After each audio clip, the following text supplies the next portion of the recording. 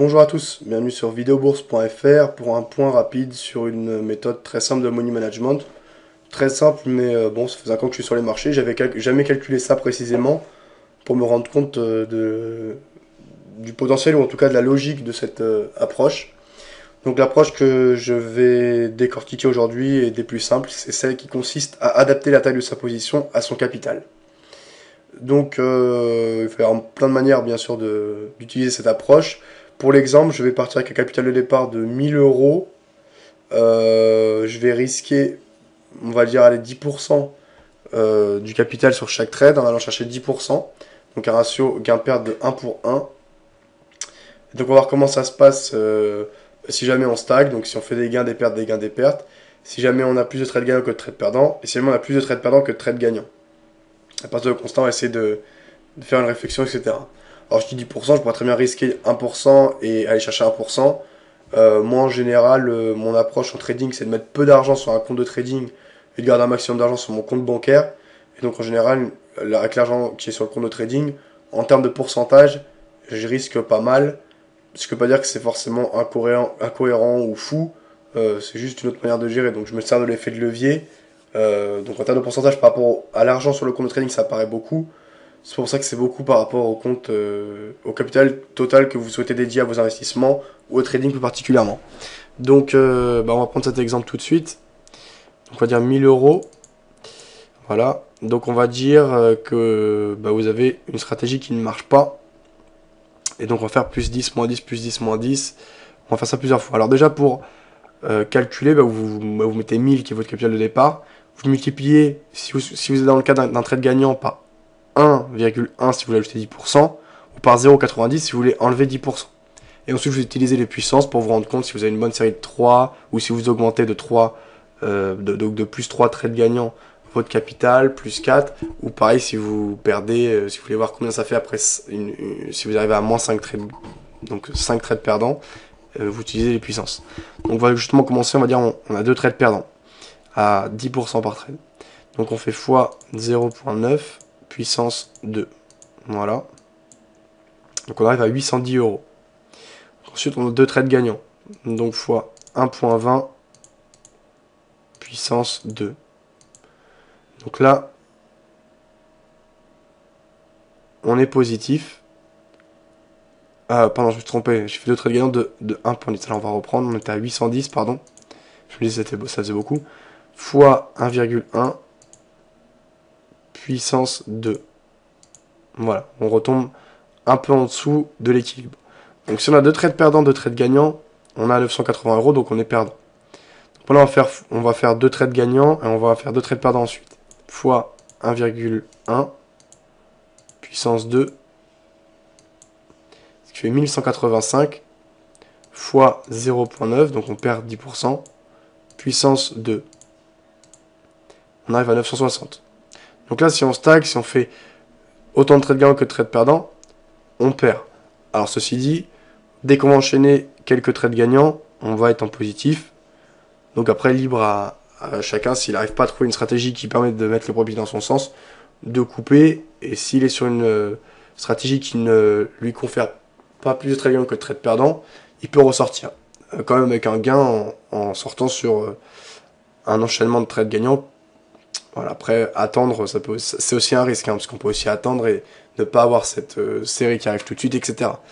Alors après, c'est difficile de tomber quand même bien en dessous de 50%, puisque le hasard, si vous prenez un objectif à 100 points et un stop loss à 100 points, vous avez déjà, entré dans les yeux fermés, quasiment une chance sur deux. Il y a le spread à ajouter, le spread, par exemple, sur l'euro-dollar qui va être entre 1 et 1,5, donc pour une moyenne de 1,2, ça va rajouter 1,2% en faveur d'une perte, et ça va enlever 1,2% en faveur d'un gain potentiel.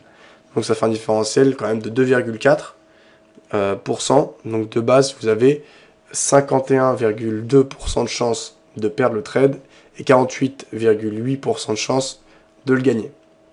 Donc en tradant les yeux fermés, si vous allez plus bas que ça, déjà sur une infinité de trades ou sur un très grand nombre de trades, vous serez sur cette statistique si vous tradez les yeux fermés. Après, à court terme, on peut avoir des bonnes ou des mauvaises séries, mais voilà, sur un certain nombre de trades, on se rapprochera toujours de ça. Donc c'est dur de faire en dessous, de faire pire que le hasard. Sinon, ça veut dire qu'à un moment, il faut mieux faire l'inverse de ce que vous avez indiqué votre stratégie de trading. Alors maintenant, le but d'une stratégie de trading, c'est de mettre les probabilités dans son sens. Donc, eh bien, on va considérer que vous arrivez à mettre les probabilités dans votre sens en utilisant une bonne stratégie, ou en suivant un bon fournisseur de signaux. En ce moment, je suis par exemple Trading Central, qui a l'air plutôt pas mal. Ça fait pas assez de temps que je les suis donc pour tirer des conclusions, mais ça a l'air tout à fait intéressant. C'est suivi par une centaine d'institutions financières à travers le monde, dont la BNP, Citigroup, Unicredit. En tout cas, ils s'en servent. Ils les suivent pas forcément. Donc je me dis, voilà, en tout cas, j'ai quand même des chances de faire pencher la balance en faveur des trades gagnants. Si j'arrive à 55%, ça veut dire que chaque série de 20 trades, j'aurai un trade gagnant de plus que de trades perdants. Donc on va considérer que j'arrive à faire ça. Donc j'ai 55% de trades gagnants pour 45% de trades perdants. Et on va dire, on va prendre une série de 200 trades. Donc sur ces 200 trades, j'ai au total plus 10. Donc j'ai pris 200 trades, et bien sur ces 200 trades, j'ai 110 trades gagnants et 90 trades perdants.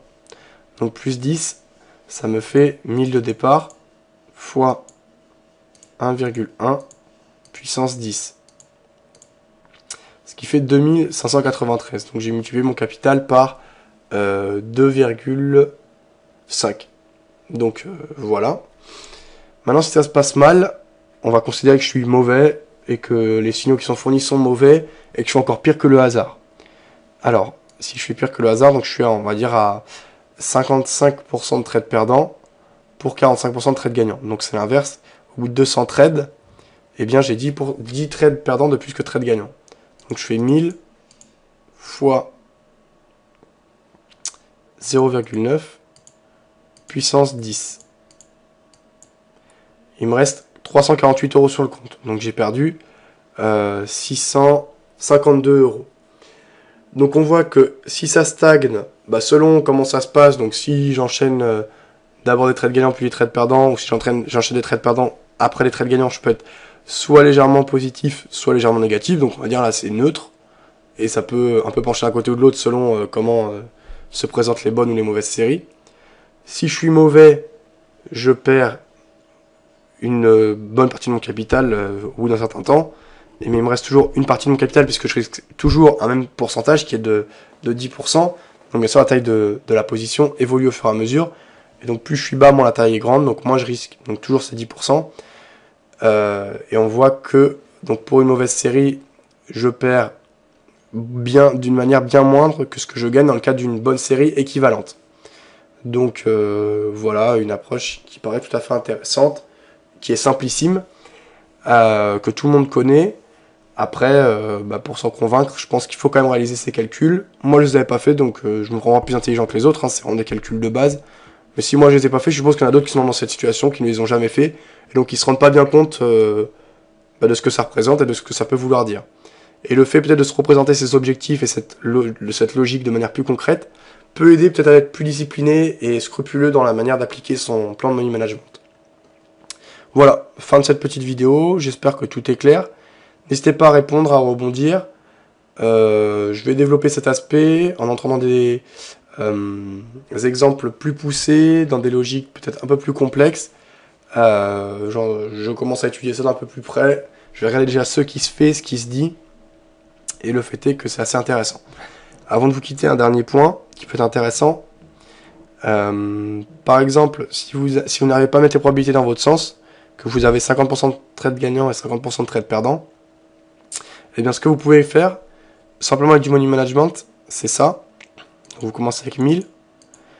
Vous dites, si j'arrive à plus 5, je retire le profit que j'ai par rapport aux 1000. Si j'arrive à moins 5, j'ajoute la différence qu'il y a entre ce que j'ai perdu pour revenir à 1000. Donc, forcément, à un moment ou à un autre, vous arrivez à plus 5 ou moins 5, même si vous avez 50% de trades perdants, 50% de trades perdants, il y aura des bonnes et des mauvaises séries. Donc, dans l'exemple d'une série mauvaise, donc 1000 fois 0,90 puissance 5, qui font 590. Vous avez donc 410 € à ajouter pour revenir à 1000, vous perdez 410 €. Et donc on fait 1000 fois 1,1 puissance 5, puissance 5, voilà, qui font 1610. Donc vous avez 610 € de bénéfices que vous retirez. Et donc, bah, théoriquement, il n'y a pas de raison, hein, vous aurez autant de fois des bonnes séries que des mauvaises séries sur bah, une infinité de trades. Donc, eh bien, en moyenne, vous serez positif, puisque quand ce sera une mauvaise série, vous rajouterez 410 euros, donc moins 410. Quand ce sera une bonne série, vous gagnerez 610 euros. Voilà, fin de la réflexion. À vous, à vos commentaires, à vos réflexions.